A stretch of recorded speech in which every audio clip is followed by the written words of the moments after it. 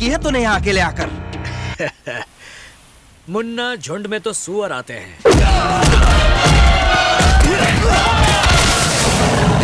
शेर अकेला ही आता है। तमिल इंडस्ट्री से पैन इंडिया या यूं कहें तो Asia second highest paid actor के लिस्ट में सेकंड नंबर पर आने वाला एक ऐसा सुपरस्टार जिसे तमिल ही नहीं आती थी, और वो एक तमिलियन नहीं बल्कि एक मराठी था। एपिटोम ऑफ स्टाइल, ट्रेंड लाने वाला इकलौता ऐसा सुपरस्टार जिसके फैंस ने उसे डेमीगॉड मानते हुए उसका मंदिर तक बनवा दिया। और वो यही नहीं रुके, रियल लाइफ तो छोड़ो, रियल लाइफ में भी जब फिल्मों में पहली बार उसे विलन से मार खाते हुए दिखाया गया तो लोगों ने फिल्म मेकर्स तक को कूट दिया और कई सारे थिएटर्स तक जला दिए। 10 पैसे में लोडिंग अनलोडिंग जैसे काम करने से लेकर कारपेंटर, बस कंडक्टर, फिल्मों में आने से पहले उन्होंने घाट घाट का पानी पिया, और फिल्मों में आने के बाद भी शुरुआती दौर में डार्क स्किन कलर होने की वजह से उन्हें मर्डरर, बलात्कारी और कई सारे क्रिमिनल्स वाले रोल ही मिले, और कई बार तो प्रोड्यूसर्स ने काम करवा के उन्हें पैसे भी नहीं दिए। और आज जब उनकी फिल्में रिलीज होती है ना तो सैटरडे संडे को भी बंधुआ मजदूरी कराने वाले कॉर्पोरेट ऑफिस में भी ताला लटक जाता है, और एम्प्लॉइज के खून पीकर जिंदा रहने वाले मैनेजर्स की विशिष्ट प्रजाति भी मजबूर होकर कहती है कि जाओ जश्न मनाओ, रजनी सर की फिल्म देख कर आओ। एक ऐसा लिविंग लेजेंड जिसे 70 साल की एज में दादा साहेब फाल्के जैसा इतना बड़ा अवार्ड मिला। इसके अलावा 2016 में उसे पद्म विभूषण जैसे इतने बड़े अवार्ड से सम्मानित किया गया। हमारी सबसे successful series rise of star में हमने अब तक आपको star, superstar, actor including SRK, yes, Salman Khan सबकी जर्नी बताई, लेकिन आज मैं किसी स्टार या सुपरस्टार की जर्नी नहीं बताने वाला हूँ, बल्कि हर उस लड़के की कहानी बताने जा रहा हूँ जो कुछ कर गुजरने का जज्बा रखता है। और इसमें से मैं खुद को, आपको, हर इस इंसान को देखता हूँ जो गरीबी की जंजीरों को पिघलाकर शमशीर यानी अपनी तलवार बनाना जानता है। इस वीडियो में हम आपको सुपरस्टार्स को भी घर बुलाकर ट्यूशन देने वाले रजनी सर के इंटायर जर्नी के साथ साथ उनकी अपकमिंग फिल्में और कुछ ऐसी बातें बताएंगे जो आप शायद ही जानते होंगे। जैसे जो लड़के रजनी सर की इंटरव्यू लेने आई, उन्होंने उसी से शादी कर ली, और कैसे महानायक अमिताभ बच्चन की वजह से एक छोटा सा विलन एक मेगा सुपरस्टार बना। और प्रोड्यूसर तो छोड़ो, 2002 में जब इनकी फिल्म बाबा पिट गई तो इन्होंने डिस्ट्रीब्यूटर्स का भी 25% पैसा लौटा दिया। और मजे की बात ये रही कि इसी फिल्म को जब दोबारा 2022 में रिलीज किया गया तो ये सुपर हिट साबित हुई। इस वीडियो के लिए हमें 400+ रिक्वेस्ट आए और चैनल के पोल पर 60,000 से भी ज्यादा लोगों ने रजनी सर पर वीडियो बनाने के लिए कहा। ये एक ट्रिब्यूट वीडियो है जिससे आपको भी इतना कुछ जानने और सीखने को मिलेगा, तो इस वीडियो को सेव कर लेना क्योंकि अब तक की सबसे लंबी और इंफॉर्मेटिव वीडियो होने वाली है। तो please enjoy the video.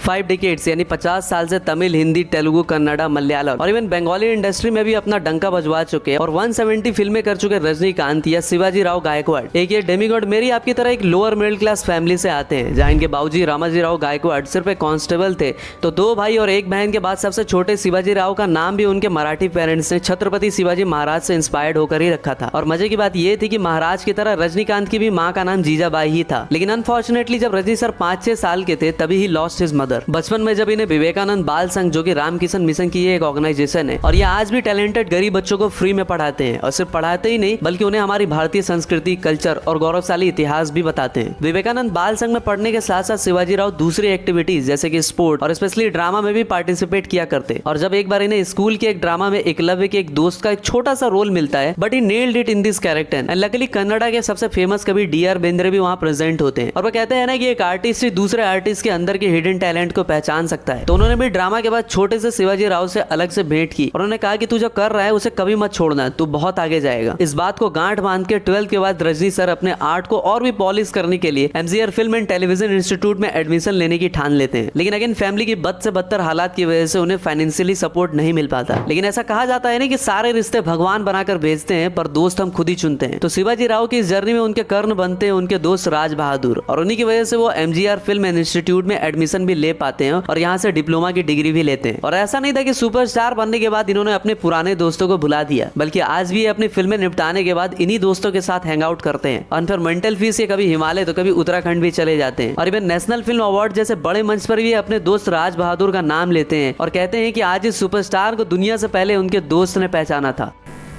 And my friend, a Karnataka bus transport driver, my colleague Raj Bahadur. अब भाई ड्रामा से तो इतने रुपए मिलेंगे नहीं कि दाल रोटी चल जाए, तो इन्होंने बैंगलोर में 10 पैसे पर कूली के काम से लेकर कारपेंटर जो भी और काम मिले सब कुछ किया, और एज अ बस कंडक्टर भी काम किया। But he was so much passionate about his passion कि हमेशा लोगों को एंटरटेन किया करते थे। और शायद यही वजह रही कि जब इन्होंने फिल्मों में एंट्री मारी तो इस लेबोरियस स्टार की रियलिस्टिक एक्टिंग से सब मंत्रमुग्ध हो गए। और रजनी सर कहते हैं कि you won't get anything without hard work, what you get without hard work will never fructify और फ्रूटफुल। काम के साथ साथ ये हमेशा छोटे मोटे प्ले करते रहते थे। तभी एक दिन तमिल फिल्म मेकर के बाला बालाचंदर की नजर इन पर पड़ती है and he was so impressed from his acting skills कि वो कहते हैं कि तू फिल्मों में काम करेगा, लेकिन शिवाजी राव को तो तमिल आती ही नहीं होती, वो तो कन्नड़ा में फिल्म और ड्रामा करते रहते हैं। जी हाँ, तमिल इंडस्ट्री के सबसे बड़े मेगा सुपरस्टार को तमिल ही नहीं आती होती। तब के बालाचंदर इन्हें एक ऑफर देते हैं कि तू तमिल सीख ले, फिर मुझसे मिल। फिर क्या था, इतने सारे चैलेंज के बाद भी ये दिन रात एक करके तमिल सीखते हैं और पहुंच जाते हैं के बालाचंदर जी के पास। वादे के पक्के बालाचंदर जी ने अपनी फिल्म अपूर्वा रंगागल में कमल हसन के साथ कास्ट करते हैं और ये black and white film critics से लेकर लोगों को इतनी ज्यादा पसंद आती है कि ये कॉमर्शियली तो हिट होती ही है, साथ साथ इसे 3 फिल्म फेयर और 3 नेशनल अवार्ड भी मिलते हैं। और इसी फिल्म से कमल हसन को थोड़ी पहचान मिलनी भी स्टार्ट हो जाती है और वो आगे चलकर हिंदी में इसी के रीमेक एक नई पहेली पर भी काम करते हैं। और आज भी रजनी सर बालाचंदर जी की तारीफ करते नहीं थकते और इन्होंने ही शिवाजी राव को स्क्रीन नाम दिया था as Rajinikanth to avoid the confusion with the fellow actor Shivaji Ganesan. My entire film journey, the turning point is meeting K. Balachandar. Okay. Yeah. He changed my life.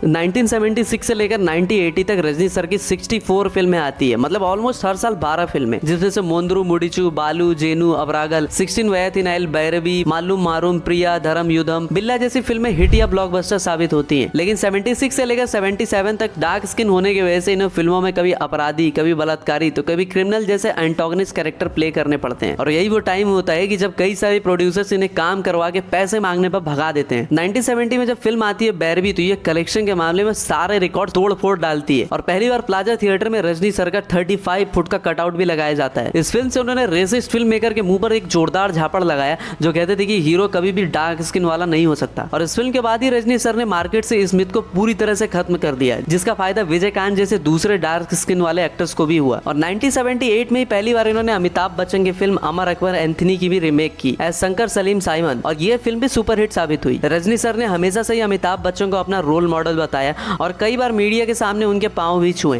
As I told many times, Amit ji is my inspiration, he is my role model, he is my guru.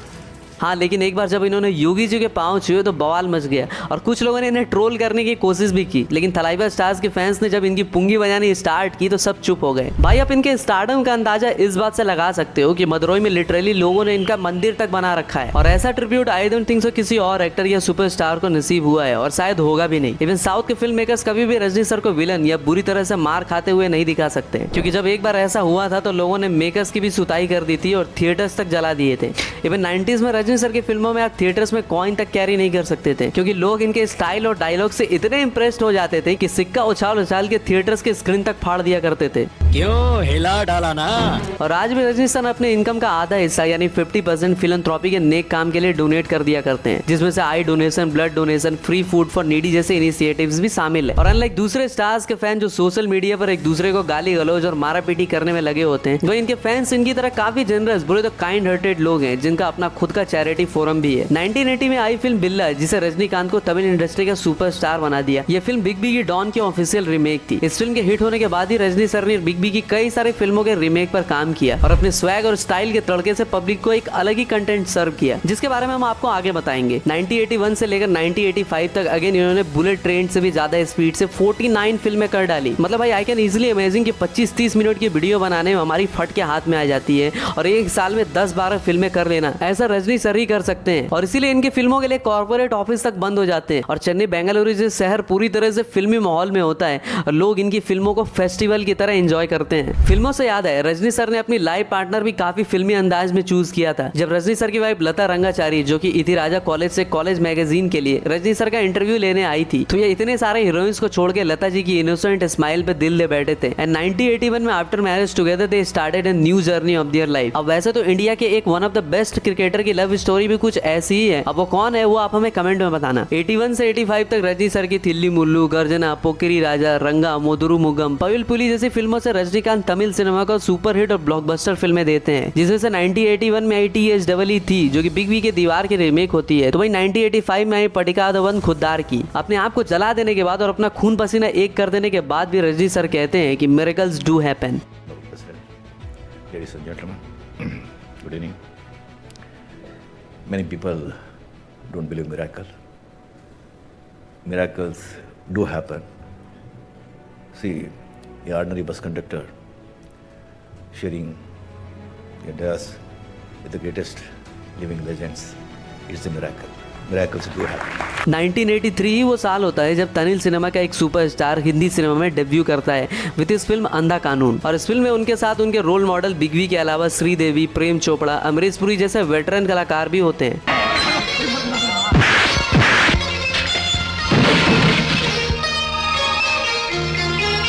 इस film में नए actor Rajinikanth का style लोगों को खूब पसंद आता है और फिल्मी दुनिया में हर जगह इनकी बातें होने लगती हैं। लोगों का इनका नाम तो याद नहीं रहता है, लेकिन लोग ये बात जरूर कहते हैं कि अरे वो साउथ वाला एक्टर है ना, क्या फाड़ू एक्शन करता है। लेकिन रजनीकांत को जिस भी फिल्म मेकर्स ने शुरुआत में काम करवा के पैसे नहीं दिए थे, उन्होंने सुपरस्टार बनने के बाद उनको कभी डिफेम तो नहीं किया, इवन उनका नाम भी नहीं लिया, लेकिन दोबारा कभी भी उनके साथ काम नहीं किया। इसके अलावा जॉन जानी जनार्दन, बेवफाई, खुद्दार के रिमेक पटी कादबन भी सुपरहिट और ब्लॉकबस्टर साबित हुई और हिंदी सिनेमा में भी इन्हें रैपिडली सुपरस्टार का दर्जा भी मिला।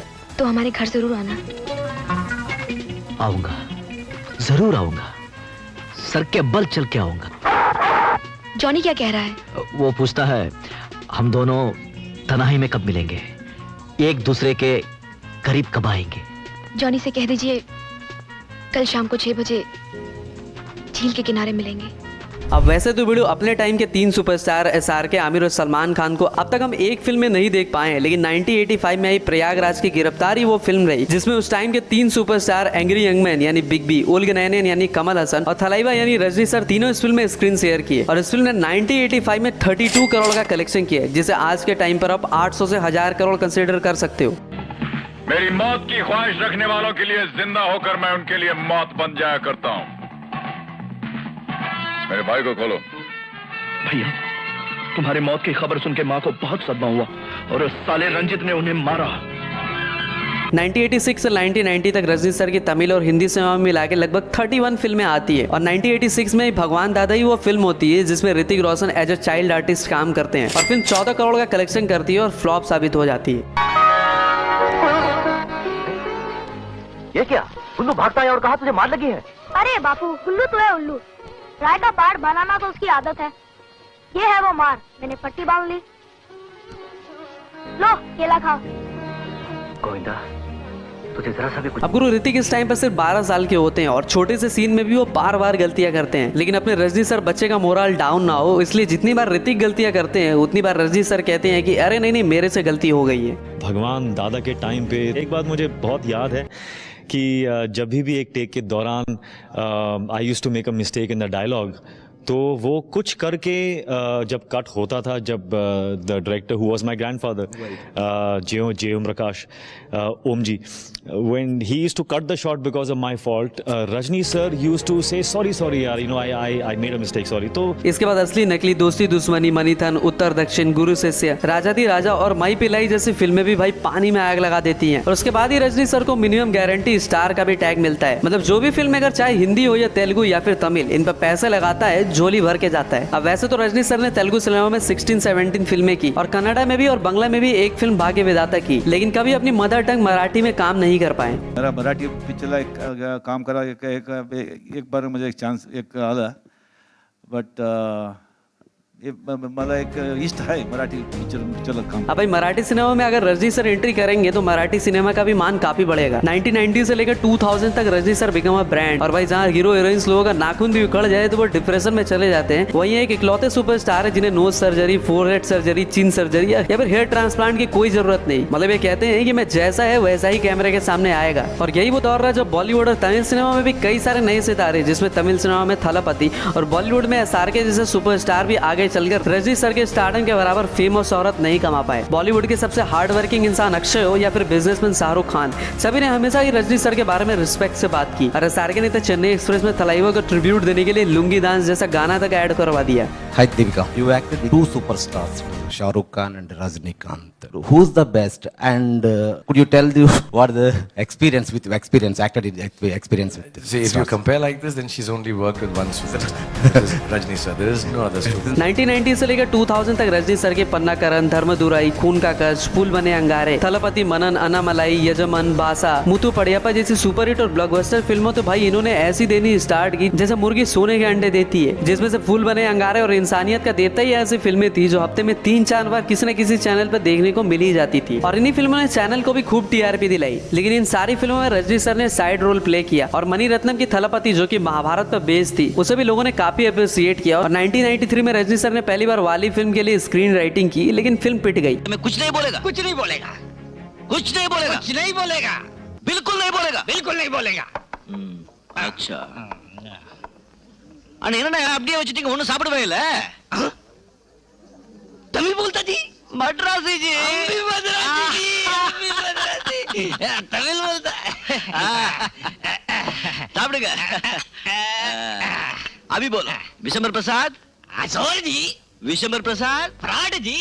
अच्छा। और 1995 में आई बासाही वो पहली तमिल फिल्म रही जिसके बाद पहली बार किसी फिल्म स्टार को डेमी गॉड का स्टेटस मिला। फिर 96 में आई मुथु को जापानीज में भी डब किया गया और फिल्म ने $1.6 मिलियन का कलेक्शन किया। और इसके बाद से ही Japanese people they are obsessed with the Indian cinema, I mean south cinema. और इसके बाद ही जूनियर एनटीआर, थलपति, रामचरण और धनुष जैसे एक्टर्स लोगों को भी जापान में खूब प्यार मिला और जापानीज टीवी पर एवरीडे साउथ फिल्में टेलीकास्ट होने लगी। और जहाँ जापानीज लोगों ने रामचरण के नाम का बिस्किट ब्रांड लॉन्च किया तो वही जूनियर एनटीआर के ऊपर तो इन्होंने डॉक्यूमेंट्री फिल्म तक बना दी। इवन 1996 ही वो टाइम रहा जब रजनी सर ने जयललिता के अगेंस्ट स्टेटमेंट दिया और उन्होंने कहा कि even God can't save Tamil Nadu if Jayalalithaa returns to power. फिर क्या था, रजनीकांत जैसे सुपरस्टार कुछ कहे और पब्लिक उसे अनसुना कर दे, ऐसा तो हो ही नहीं सकता था और इसीलिए जयललिता जी की सरकार गिर गई। उसके बाद कई लोगों ने रजनी सर को पॉलिटिक्स ज्वाइन करने की भी हिदायत दी कि अगर तुम पॉलिटिक्स ज्वाइन करोगे तो ये होगा, वो होगा, फलाना ढिमका। लेकिन उन्होंने पॉलिटिक्स ज्वाइन नहीं की और अपने फिल्मी करियर पर ही ध्यान दिया। सुपरस्टार रजनीकांत कहते हैं कि when desire ends peace begins and he is very much inclined towards spirituality as well. और मेरी तरह रजनी सर भी महादेव के बहुत बड़े डिवोटी हैं और इसलिए उन्होंने 25 फिल्मों में एज अ शिवा नाम के कैरेक्टर को प्ले किया। लेकिन रजनी सर की किसी भी फिल्म की किसी भी हीरोइन ने शिवा बोलने में आलिया भट्ट का रिकॉर्ड नहीं तोड़ पाई।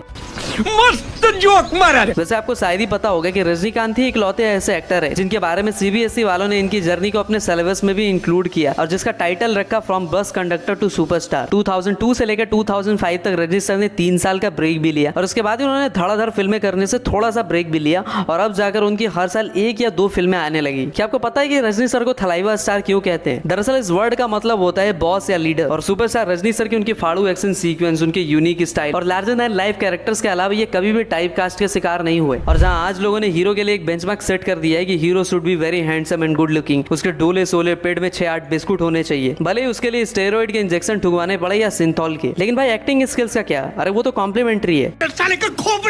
सुपरस्टार रजनीकांत ने कहा कि होल्ड माय सिग्गी और ये सारे स्टीरियोटाइप को भी ब्रेक कर दिया। 2002 से लेकर 2010 तक रजनी सर ने लास्ट 2 डिकेड के अकॉर्डिंग फिल्में करना थोड़ा सा कम कर दिया और इस 8 साल में उनकी सिर्फ 8 फिल्में ही आई। लेकिन टू बी वेरी ऑनेस्ट यही वो टाइम रहा जब सुपरस्टार रजनीकांत सिर्फ इंडिया ही नहीं बल्कि वर्ल्ड वाइड अपनी पहचान बनाने में भी सफल हुए और तमिल सिनेमा में पहली बार किसी की फिल्म ने IMDb पर वर्ल्ड टॉप 50 मूवीज की लिस्ट में अपना नाम भी दर्ज करवा लिया। 2002 में फिल्म आती है बाबा जिसमें रजनी सर के साथ मनीषा कोइराला जी भी होती है और पहली बार ये फिल्म बॉक्स ऑफिस पर पिट जाती है। लेकिन अपने generous superstar Rajni sir producer तो छोड़ो, डिस्ट्रीब्यूटर्स का भी 25% पैसा लौटा देते हैं। और मजे की बात ये होती है कि जब 20 साल बाद यानी 2022 में जब इसी फिल्म को रिक्रिएट किया जाता है और रेटिंग में और क्लाइमेक्स में थोड़े से चेंजेस के बाद जब फिल्म आती है तो ये सुपर हिट साबित होती है। 2005 में हम सबकी फेवरेट फिल्म आती है चंद्रमुखी जिसमें रजनीकांत के अलावा ज्योतिका, सोनू सूद भी होते हैं और 19 करोड़ की कॉमेडी हॉरर फिल्म 90 करोड़ का ग्रैंड कलेक्शन करती है और बंगाली में इसकी रीमेक की जाती है राजमहल और 2007 में खिलाड़ी कुमार भी इसकी रीमेक भूल भुलैया पर काम करते हैं। एंड द आयरनी इज कि लोग भूल भुलैया को याद रखते हैं और चंद्रमुखी को भूल जाते हैं। देखो अपनी पत्नी को जो पूरी तरह चंद्रमुखी बनी हुई है,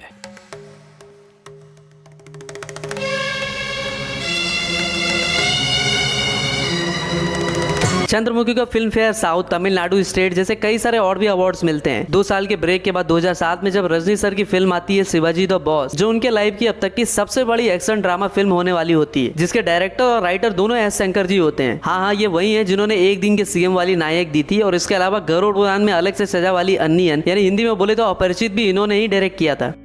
कौन सी बात का मेल नहीं बैठ रहा? छोड़िए ना, कह दूंगी तो बुरा लगेगा। I want to see the manager. I am the manager.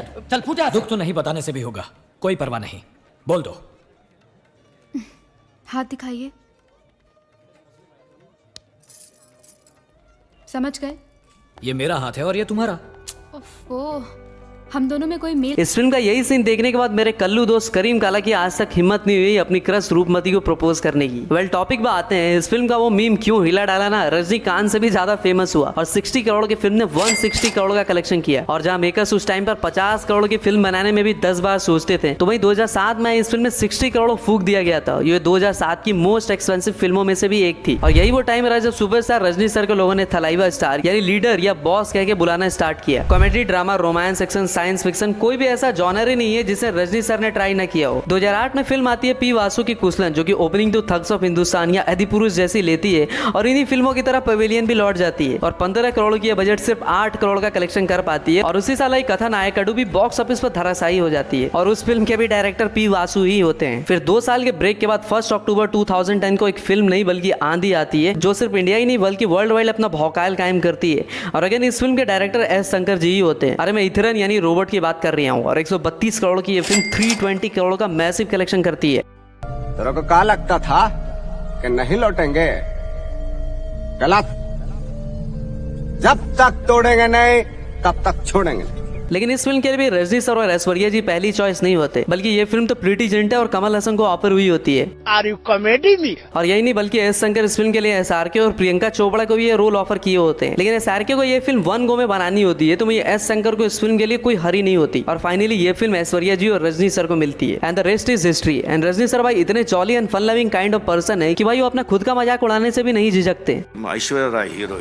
Aishwarya Rai heroine, अरे यार कमाल का लड़की यार, fantastic. Aishwarya Rai heroine, hero कौन? मैं हीरो। से तुम हीरो? बच्चे लोग साथ में आए थे, daddy yes he is hero, daddy he is hero.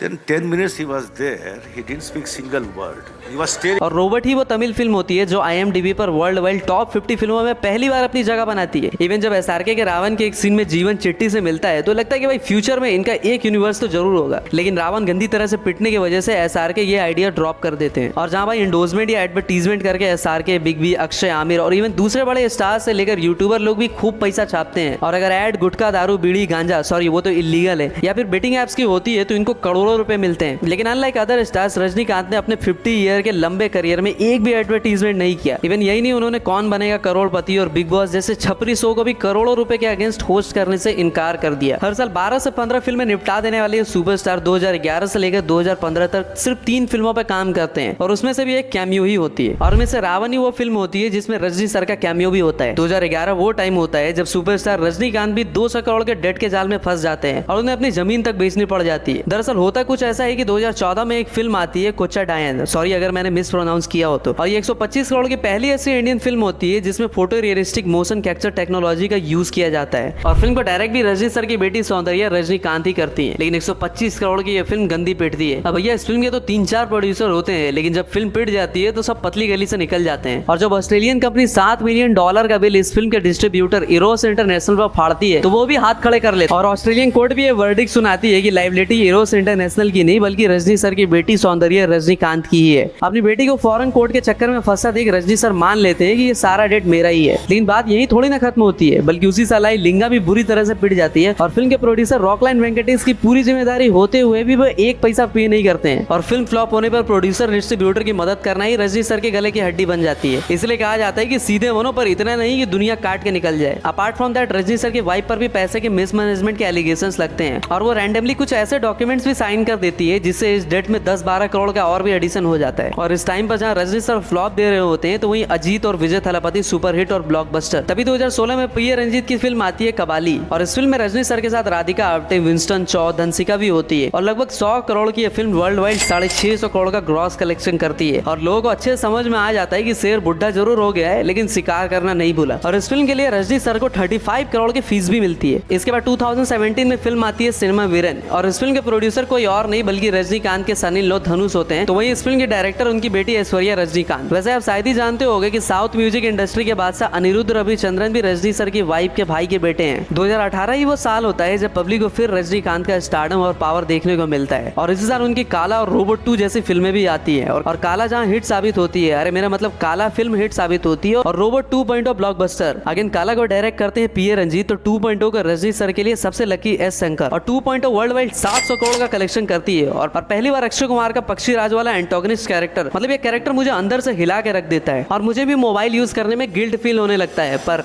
लेकिन हरामी मनसाला माने कैसे? और खिलाड़ी कुमार रजनी सर के बारे में क्या कहते हैं वो आप खुद ही देख लो। सब मेरे हिसाब से रजनी साहब सुपरस्टार नहीं हैं। मेरे हिसाब से रजनी साहब पूरे गैलेक्सी हैं। फिल्म रिलीज हुई थी, फिल्म का नाम था बाबा और वो फिल्म थोड़ी चली नहीं थी और मुझे अभी भी याद है मैंने पढ़ा था कि इन्होंने सारे डिस्ट्रीब्यूटरों को बुला के उनके पैसे वापस किए। और इस फिल्म के एक नहीं बल्कि 4 डिस्ट्रीब्यूटर्स होते हैं जिसमें लाइका धर्मा एनवीआर और एए फिल्म्स भी शामिल होती है। मतलब कहते हैं ना वीडियो की 70 साल की एज में सिर्फ केएफसी की शुरुआत नहीं हो सकती। अपने ऊपर इतना बड़ा डेट होने के बावजूद भी इन फैंटास्टिक फिल्मों को करके रजनी सर अपनी और अपनी फैमिली दोनों को सेव कर लेते हैं। 2017 से 18 के टाइम पर like other south star Rajinikanth भी पॉलिटिक्स में एंटर होने की सोचते हैं।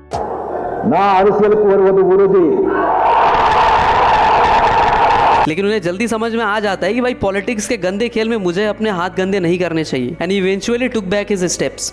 रजनी सर कोई ईद पे आता है, कोई दिवाली पे आता है, कोई क्रिसमस पे आता है, लेकिन पिछले दिनों एक खबर आई थी कि आपकी फिल्म जब रिलीज होती है तो उस दिन त्योहार बन जाता है। इस कॉम्प्लीमेंट को कैसे लेते हैं Rajni sir? The day you come, sir, it becomes a festival on its own. It doesn't matter whether it's Eid or Diwali. By God's grace, my fans, they make great. Thank you. तो proud feel हुआ ना Thalaiva fan होने पे? चलो आगे बताता हूँ। अब वैसे तो दूध का जला छाछ भी फूक फूक कर पीता है, लेकिन फ्लॉप से बेटा अच्छी फिल्में भी 10 बार सोच के साइन करता है और इसलिए 2019 में आई कार्तिक सुबराज की पेट्टा हो या फिर 2020 में आई मुर्गा दोस्त की दरबार, दोनों ही फिल्में 250 करोड़ प्लस का कलेक्शन करती हैं और सुपर हिट साबित होती हैं। लेकिन अगेन फ्लॉप्स का साया रजनी सर का पीछा नहीं छोड़ती है। 2021 में आई फिल्म अन्नाथे, जिसके डायरेक्टर भी शिवा होते हैं, राइटर भी शिवा होते हैं और एक्टर भी शिवा यानी अपने रजनीकांती होते हैं। इस फिल्म में रजनी सर के अलावा कीर्ति सुरेश, जगपति बाबू जैसे मंजे हुए कलाकार भी होते हैं, लेकिन फिर भी फिल्म पिट जाती है, लेकिन बजट रिकवर कर लेती है। पिछले ही साल 2023 में आई थी फिल्म जेलर, जो ऑलमोस्ट 650 करोड़ का कलेक्शन करके ब्लॉकबस्टर साबित हुई थी। लेकिन इस फिल्म को लेकर भी एक काफी दिलचस्प किस्सा है। दरअसल फिल्म के डायरेक्टर बाबू होते हैं दूसरों से हटके अपने स्टाइल में काम करने वाले नेल्सन दिलीप कुमार, लेकिन थलापति के साथ उनकी पिछली फिल्म बीस्ट मेकर्स के एक्सपेक्टेशन पर खड़ी नहीं उतर पाती। दरअसल मेकर्स चाहते हैं कि फिल्म ब्लॉकबस्टर हो, बट ऐसा हो नहीं पाता। तो जेलर के डिस्ट्रीब्यूटर भी रजनी सर को फोन करके बोलते हैं कि आप डायरेक्टर चेंज कर लो, बट रजनीकांत शोध फेथ और नेल्सन और ये दाव भी बिल्कुल सही बैठता है और फिल्म ब्लॉकबस्टर साबित होती है। फर्स्ट हाफ में फिल्म की कहानी मुझे एज यूजुअल ठीक ठाक लगती है, लेकिन असली कांड तो सेकंड हाफ में होता है। इस फिल्म में रजनी सर के अलावा मोहनलाल, शिवा राजकुमार और जेकी श्रॉफ जैसे पुराने चावल भी होते हैं और क्या धांसू परफॉर्मेंस देते हैं लोग, मतलब माइंड ब्लोइंग। और इस फिल्म के लिए वैसे तो रजनी सर को 110 करोड़ की फीस मिली होती है, लेकिन फिल्म की सफलता के बाद 100 करोड़ का एक्स्ट्रा चेक भी इन्हें मिलता है। और अभी फरवरी में आई लाल सलाम के लिए तो भाई ये 30-35 मिनट के एक्सटेंडेड कैमियो के लिए 40 करोड़ चार्ज कर लेते हैं। मतलब 1 मिनट की फीस 1 करोड़ से भी ज्यादा होती है, पर जो भी हो इसके आधे पैसे तो पब्लिक वेलफेयर में ही जाने वाले हैं। रजनी सर को अपने पूरे करियर में 41 अवार्ड्स मिले हैं, जिसमें से फिल्म फेयर, नेशनल अवार्ड के अलावा पद्म विभूषण और दादा साहेब फाल्के जैसे बड़े अवार्ड्स भी शामिल है। तो अब आपको बताते हैं कि रजनी सर की और कौन कौन सी फिल्में आने वाली है। वेटियन, इस फिल्म को तो वैसे मार्च 2024 में ही करके अनाउंस कर दिया गया था। फिल्म के डायरेक्टर होंगे अपने तीजे गनावेल और इसकी बजट 160 करोड़ तक बताई जा रही है। थलाइवर 171, सन पिक्चर्स वालों ने इसकी अनाउंसमेंट ऑलरेडी कर दी थी। इसके डायरेक्टर लोकेश कनगराज हो सकते हैं और थलाइवर 171 के लिए अनिरुद्ध म्यूजिक देंगे और उनका काम तो विक्रम, मास्टर, जेलर जैसी फिल्मों में ऑलरेडी देख चुके हो। वैसे इस फिल्म को लेकर एक रूमर भी मार्केट में आई थी कि ये एलसीयू की पार्ट हो सकती है और अगर ऐसा होता है तो लोकेश की एलसीयू इंडिया की सबसे बड़ी यूनिवर्स आराम से बन जाएगी। जेलर 2, जेलर की अपार सफलता के बाद नेल्सन ने खुद ही कंफर्म किया था कि जेलर की सेकंड पार्ट जरूर आएगी, लेकिन फिल्म से रिलेटेड कोई भी न्यूज अभी इंटरनेट पे अवेलेबल नहीं है। तो ये थी सुपरस्टार रजनीकांत की इंटायर जर्नी के साथ साथ उनकी अपकमिंग फिल्मों की लिस्ट। वैसे आपको ये वीडियो कैसी लगी, आपने इससे क्या सीखा, हमें जरूर बताना। और हाँ, रजनी सर से जुड़े 3 सवाल। नंबर 1, रजनी सर ने किस हिंदी फिल्म से बॉलीवुड डेब्यू किया था? सेकंड, रजनी सर की माँ का नाम क्या था? एंड थर्ड, इनके किस दोस्त ने इनके फिल्म इंस्टीट्यूट में एडमिशन लेने में फाइनेंशियली मदद की थी? तो भाई अगर आपने वीडियो ध्यान से देखी है और अगर आप भी रजनी सर के फैन हो तो आंसर जरूर देना है, क्योंकि आपके आंसर हमारे लिए काफी मायने रखते हैं। तब तक के लिए हर हर महादेव।